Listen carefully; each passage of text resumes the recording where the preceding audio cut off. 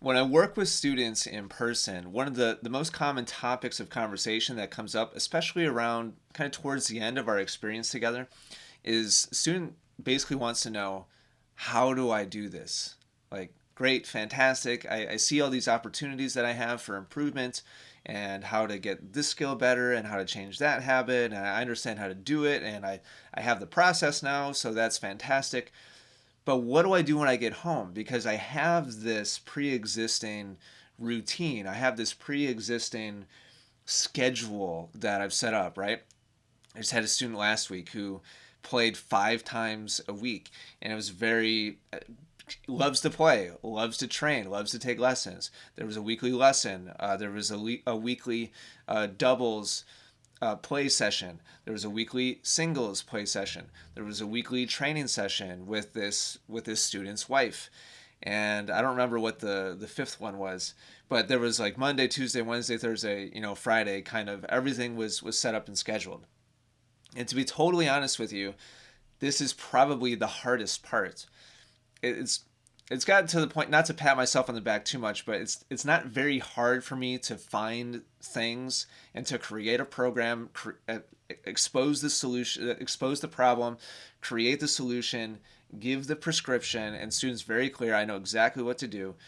That part is pretty routine and usually comes about pretty naturally when I work with students. Plugging that in to the students' pre-existing routines and schedules and rituals and what they enjoy to do day to day, week to week in their tennis is kind of the hard part. So in a nutshell, here's the way that I would invite you to think about it is think about it in terms of like balancing your time.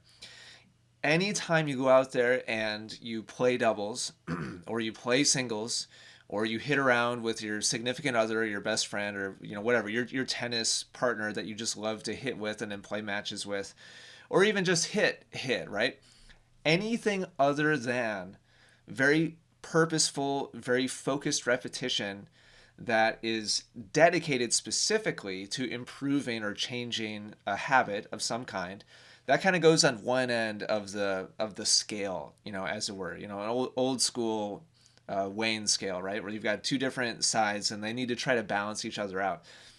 So on one side of the scale, you put all your match play, you put all your general hitting sessions. That all goes on one end.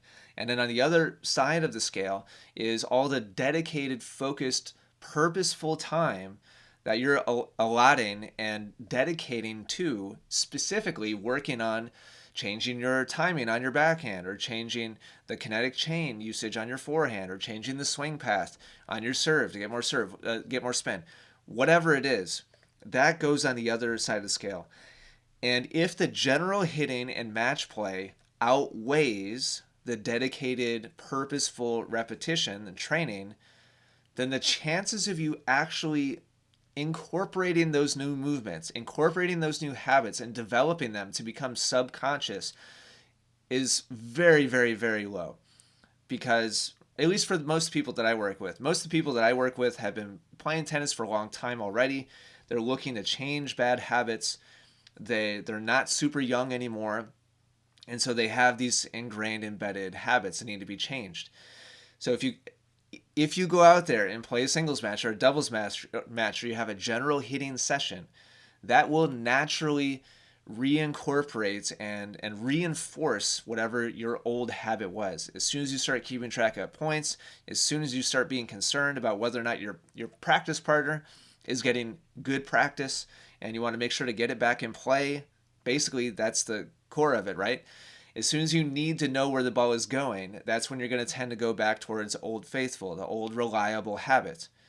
Whereas when you don't have that person needing you to rally with them, when you don't have the spouse, when you don't need to try to win the point or win the match, now all of your mental energy can go towards, okay, how am I actually moving? And am I doing the correct one now? This rep and the next one and the next one and the next one. Oh, a fly. I wonder if you saw that. So at the very least, we need to have a majority of your time spent on the new focused dedicated thing. If it's even close to 50-50, it's going to be really hard. And so, I mean, ideally, probably 75-25. If you're trying to change and you're really dedicated to it and you're serious about it and it's a big goal of yours. If it's not a huge deal and it's like, it'd be kind of a nice to have kind of thing, the new forehand or the new serve, then fine. Just do it casually. Don't worry about it. Like, if just doing it once in a while is fun and it doesn't have to absolutely change, then don't worry about what I'm talking about.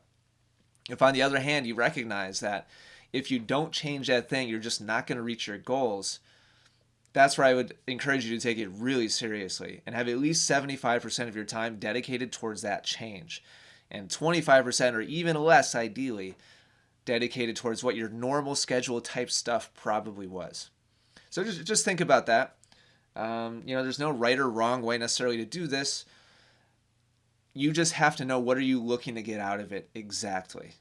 And then that's how you can kind of prioritize your time and balance it effectively. Hopefully that makes sense. Thanks for watching.